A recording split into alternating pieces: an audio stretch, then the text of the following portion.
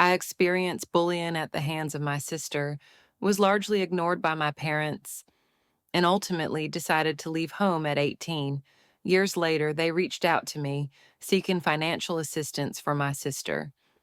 For a long time, my parents brushed aside the severe bullying I endured from my older sister, Rose, which led me to move out at 18. Fast forward 6 years, and my parents, wishing for reconciliation, contacted me with some troubling news. However, their plan backfired because Rose had been a significant bully throughout my life, making my childhood sometimes unbearable. To put it plainly, Rose has ADHD, and her constant hyperactivity and aggression made living with her difficult, particularly during our formative years. She was 5 years old when I was born, and her reaction to my arrival was anything but welcoming.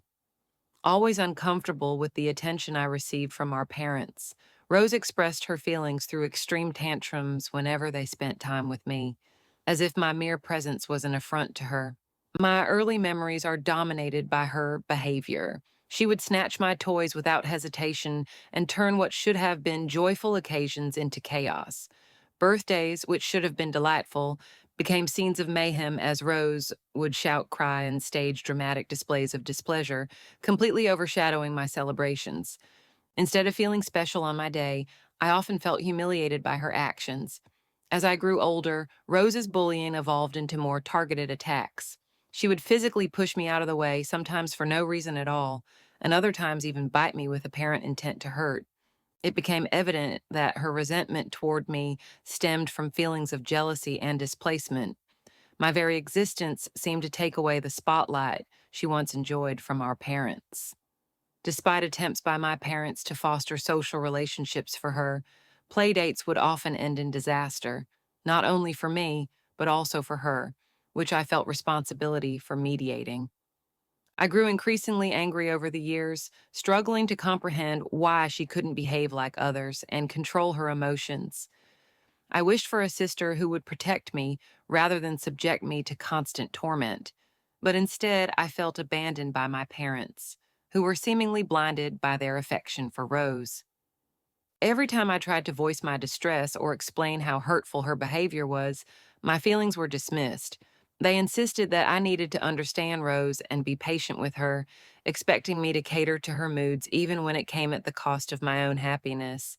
I vividly remember my 13th birthday, when, after much pleading, my parents finally agreed to a short trip for just the three of us, without Rose. But upon learning of it, Rose erupted in rage, threatening me and demanding to be included. In the end, I relented, knowing that her fury might have catastrophic consequences if I didn't. Sure enough, including her turned our vacation into yet another disaster. From the moment we arrived at Disneyland, Rose refused to engage with anything. She stayed glued to my mother, complaining nonstop about the crowds and how much she disliked everything.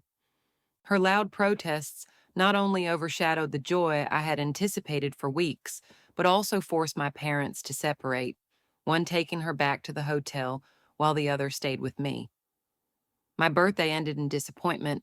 Though my father tried to salvage the day, it remained tainted by Rose's needs and tantrums, reminding me of how often my sister's demands took precedence over everything else.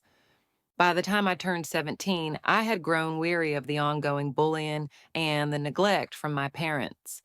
I began to dream of freedom, of a life untethered from both my sister's demands and my parents' expectations.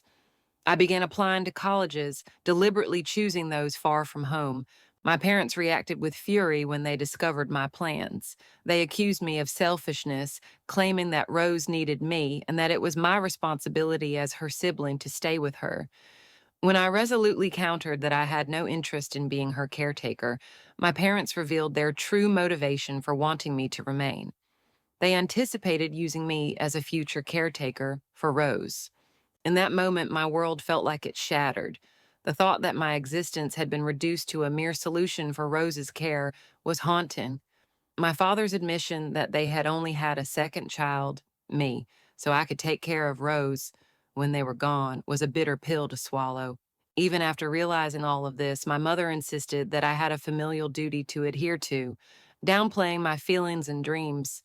Despite my frustrations and offered alternatives such as hiring caregivers, their rigid unwillingness left me feeling hopeless.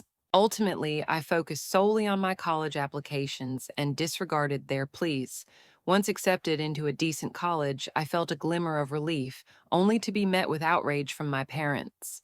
Their attempts to guilt me into staying only solidified my resolve. Undeterred, I sought help from my grandparents, who had always been a comforting presence in my life. They supported my decision and helped me pack to leave. However, my parents threatened to cut off all financial support if I went through with my plans.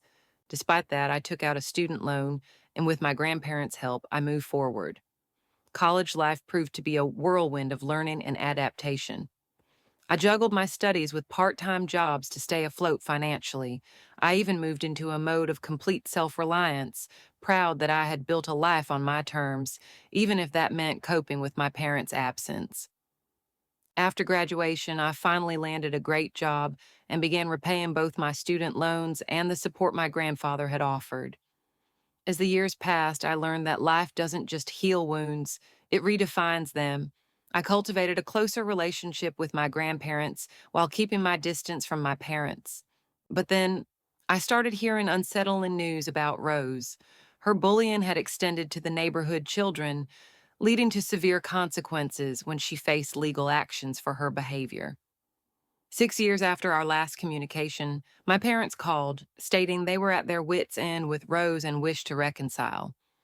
As they attempted to rewrite our history, I firmly recognized their efforts lacked sincerity. They needed me in a moment of crisis, but I projected clarity in letting them know I had learned to stand on my own. My father finally acknowledged that Rose had been a bully and that perhaps I had been right all along. My heart softened slightly as he expressed regret over how they had treated me, but I felt no desire to reconcile. Instead, I articulated my long held resentment, and the pain echoed in my heart as I resisted their urging to step back into a family that had neglected me for so long. Some might wonder if I'm the one in the wrong for refusing to reconnect with them after everything I endured. However, I realize I've started a new life, one distinctly separate from the chaos of my past. It's a choice I don't take lightly, but one I believe necessary for my sanity and future. I'm steadfast in my decision, knowing what I overcame to get to this point. I refuse to let the past dictate my future any longer. Decision by decision, I strive to keep moving forward despite the echoes of my past.